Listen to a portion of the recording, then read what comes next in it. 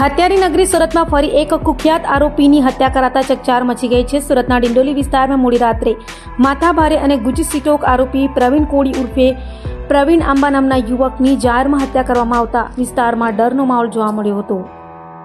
સુરતમાં ફરી મોડી રાત્રે ડિંડોલી વિસ્તારમાં ખૂનની ખેલ ખેલાયો હતો। માથાભારે અને ગુજસીટોક આરોપી પ્રવીણ કોળી ઉર્ફે પ્રવીણ આંબા નામના યુવક પર જીવલેણ હુમલો કરવામાં આવ્યો હતો, જેમાં તેનું ઘટના સ્થળે જ મોત નીપજ્યું હતું।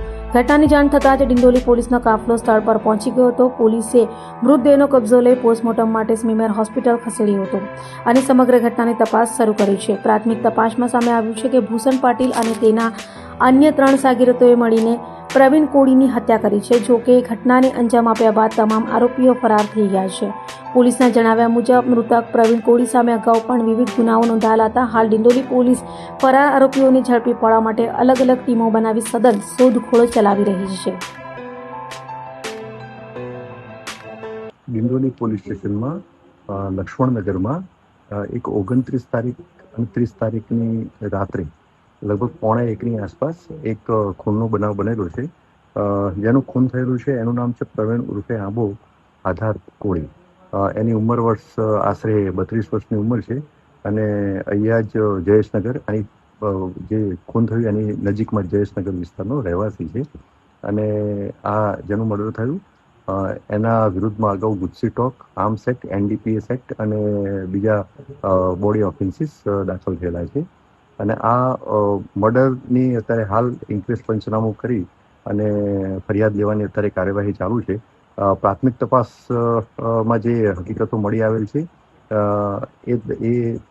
એમાં એવું જણાઈ આવેલ છે કે આ જેનું મર્ડર થયું છે એના મર્ડરમાં ભૂષણ પાટીલ અને બીજા 3 આરોપીઓ ઇન્વોલ્વ છે। આ 4ની અત્યારે શોધખોળ સ્થાનિક પોલીસ કરી રહી છે। ગુનો ડિટેક્ટ છે, હાલ ફરિયાદ લેવાનું ચાલુ છે। જે ખૂનમાં જે ઇન્વોલ્વ જે છે આરોપીઓ એ પૈકીના ભૂષણ પાટીલ જે છે એના વિરુદ્ધમાં અગાઉ પણ મર્ડર અને ખૂનની કોશિશના વિવિધ ગુનાઓ દાખલ થયેલ છે। जी, आपका नाम? सागर आधार कोड़ी। क्या घटना बना है और कौन से विस्तार में बना है? नवागाम डिंडोली लक्ष्मण नगर। वहाँ से मेरा भाई जा रहा था तो 5-6 जन ने रोका लिया तो हमला चालू कर दिया। आपका भाई क्या काम कर रहा था? मजदूरी काम करता है। जो हमला कर रहे थे वो पहले कोई दुश्मनी थी या नहीं, दुश्मनी नहीं थी। सामने हमला करने वाला क्या काम करता था? और दारू का अड्डा है। कहाँ पर है उसका? नवागाम लक्ष्मण नगर में। उसने किसी और आदमी पे हमला किया है अभी तक? 4-5 मर्डर किए हैं उसने। 5 मर्डर किए? हाँ। तो पुलिस ने अभी तक कुछ कार्यवाही की कि नहीं? नहीं, अभी तक कुछ नहीं हुआ। छूट जाते हो 1 साल में 2 साल में। उसका डिंडोली में कहाँ पे सिलसिला चलता है? लक्ष्मण नगर। लक्ष्मण। तो स्थानिक लोगों ने कभी विरोध नहीं किया उसका? नहीं, वो मारने की धमकी देता है।